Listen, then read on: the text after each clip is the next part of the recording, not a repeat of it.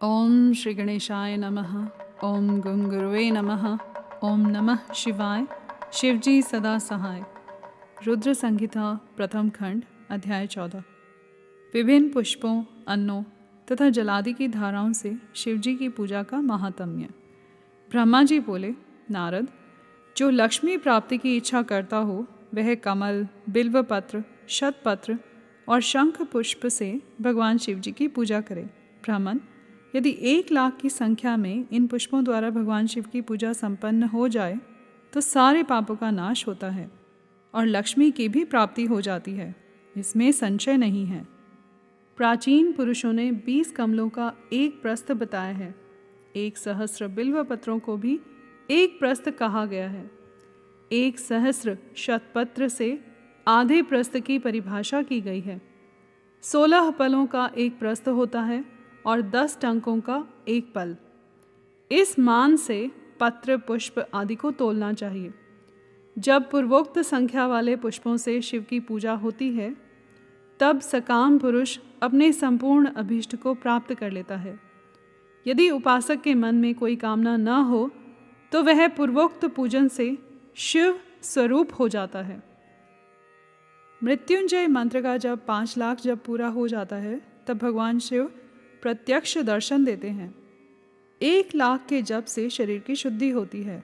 दूसरे लाख के जप से पूर्व जन्म की बातों का स्मरण होता है। तीसरे लाख पूर्ण होने पर संपूर्ण काम्य वस्तुएं प्राप्त होती हैं। चौथे लाख का जप होने पर स्वप्न में भगवान शिव का दर्शन होता है और 5वें लाख का जप जो ही पूरा होता है भगवान शिव उपासक के सम्मुख तत्काल प्रकट हो जाते हैं। इसी मंत्र का 10,00,000 जप हो जाए तो संपूर्ण फल की सिद्धि हो जाती है।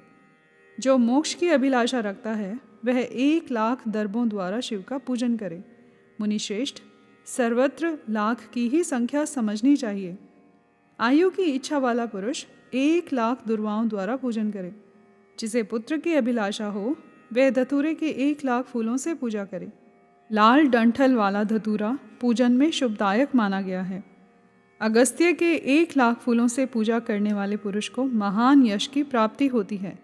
यदि तुलसी दल से शिवजी की पूजा करें तो उपासक को भोग और मोक्ष दोनों सुलभ होते हैं। लाल और सफ़ेद आँख, अपामार्ग और श्वेत कमल के 1,00,000 फूलों द्वारा पूजा करने से भी उसी फल की यानी भोग और मोक्ष की प्राप्ति होती है।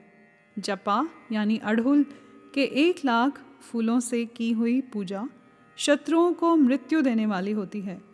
करवीर के 1,00,000 फूल यदि शिव पूजन के उपयोग में लाए जाएं तो वे यहाँ रोगों का उच्चाटन करने वाले होते हैं।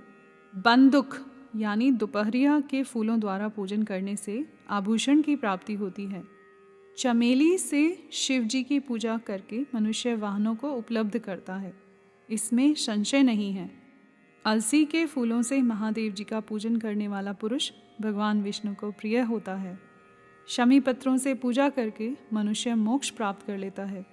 बेला के फूल चढ़ाने पर भगवान शिव अत्यंत शुभ लक्षणा पत्नी प्रदान करते हैं।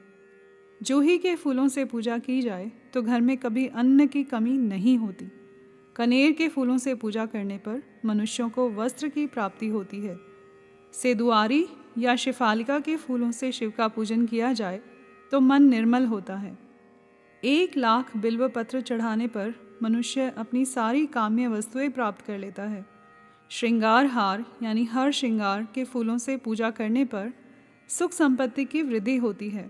वर्तमान ऋतु में पैदा होने वाले फूल यदि शिव की सेवा में समर्पित किए जाएं तो वे मोक्ष देने वाले होते हैं, इसमें संशय नहीं है। राई के फूल शत्रुओं को मृत्यु प्रदान करने वाले होते हैं। इन फूलों को 1,00,000 की संख्या में शिव के ऊपर चढ़ाया जाए तो भगवान शिव प्रचुर फल प्रदान करते हैं। चंपा और केवड़े को छोड़कर शेष सभी फूल भगवान शिव को चढ़ाए जा सकते हैं। विप्रवर, महादेव जी के ऊपर चावल चढ़ाने से मनुष्यों की लक्ष्मी बढ़ती है। ये चावल अखंडित होने चाहिए और इन्हें उत्तम भक्ति भाव से शिव के ऊपर चढ़ाना चाहिए। रुद्र प्रधान मंत्र से पूजा करके भगवान शिव के ऊपर बहुत सुंदर वस्त्र चढ़ाएं और उसी पर चावल रख कर समर्पित करें तो उत्तम है। भगवान शिव के ऊपर गंध पुष्प आदि के साथ एक श्रीफल चढ़ाकर धूप आदि निवेदन करें तो पूजा का पूरा पूरा फल प्राप्त होता है। वहाँ शिव के समीप 12 ब्राह्मणों को भोजन कराएं। इससे मंत्रपूर्वक सांगोपांग लक्ष्य पूजा संपन्न होती है। जहाँ 100 मंत्र जपने की विधि हो, वहाँ 108 मंत्र जपने का विधान किया गया है। तिलों द्वारा शिव जी को 1 लाख आहुतियाँ दी जाए अथवा 1 लाख तिलों से शिव की पूजा की जाए तो वह बड़े बड़े पातकों का नाश करने वाली होती है। जौ द्वारा की हुई शिव की पूजा स्वर्गीय सुख की वृद्धि करने वाली है, ऐसा ऋषियों का कथन है। गेहूं के बने हुए पकवान से की हुई शंकर जी की पूजा निश्चय ही बहुत उत्तम मानी गई है। यदि उससे 1,00,000 बार पूजा हो तो उससे संतान की वृद्धि होती है। यदि मूंग से पूजा की जाए तो भगवान शिव सुख प्रदान करते हैं। प्रियंगु यानी कंगनी द्वारा सर्वाध्यक्ष परमात्मा शिव का पूजन करने मात्र से उपासक के धर्म, अर्थ और काम भोग की वृद्धि होती है तथा वह पूजा समस्त सुखों को देने वाली होती है। अरहर के पत्तों से श्रृंगार करके भगवान शिव की पूजा करें। यह पूजा नाना प्रकार के सुखों और संपूर्ण फलों को देने वाली है। मुनि श्रेष्ठ, अब फूलों की लक्ष्य संख्या का तोल बताया जा रहा है, प्रसन्नता पूर्वक सुनो। सूक्ष्म मान का प्रदर्शन करने वाले व्यास जी ने एक प्रस्थ शंख पुष्प को 1 लाख बताया है। 11 प्रस्थ चमेली के फूल हों तो वही 1 लाख फूलों का मान कहा गया है। जूही के 1 लाख फूलों का भी वही मान है। राई के 1 लाख फूलों का मान 5.5 प्रस्थ है।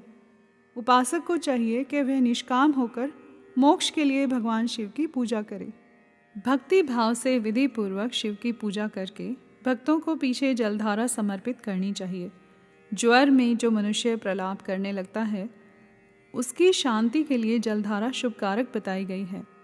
शतरुद्रीय मंत्र से, रुद्री के 11 पाठों से, रुद्र मंत्रों के जप से, पुरुष सूक्त से, 6 ऋचा वाले रुद्र सूक्त से, महामृत्युंजय मंत्र से, गायत्री मंत्र से अथवा शिव के शास्त्रोक्त नामों के आदि में प्रणव और अंत में नमः पद जोड़कर बने हुए मंत्रों द्वारा जलधारा आदि अर्पित करनी चाहिए। सुख और संतान की वृद्धि के लिए जलधारा द्वारा पूजन उत्तम बताया गया है। उत्तम भस्म धारण करके उपासक को प्रेम पूर्वक नाना प्रकार के शुभ एवं दिव्य द्रव्यों द्वारा शिव की पूजा करनी चाहिए और शिव पर उनके सहस्र नाम मंत्रों से घी की धारा चढ़ानी चाहिए। ऐसा करने पर वंश का विस्तार होता है, इसमें संशय नहीं है। इसी प्रकार यदि 10,000 मंत्रों द्वारा शिव जी की पूजा की जाए तो प्रमेह रोग की शांति होती है और उपासक को मनोवांछित फल की प्राप्ति हो जाती है।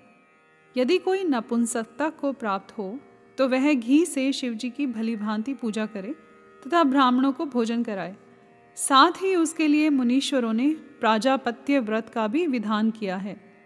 यदि बुद्धि जड़ हो जाए तो उस अवस्था में पूजक को केवल शर्करा मिश्रित दुग्ध की धारा चढ़ानी चाहिए। ऐसा करने पर उसे बृहस्पति के समान उत्तम बुद्धि प्राप्त हो जाती है।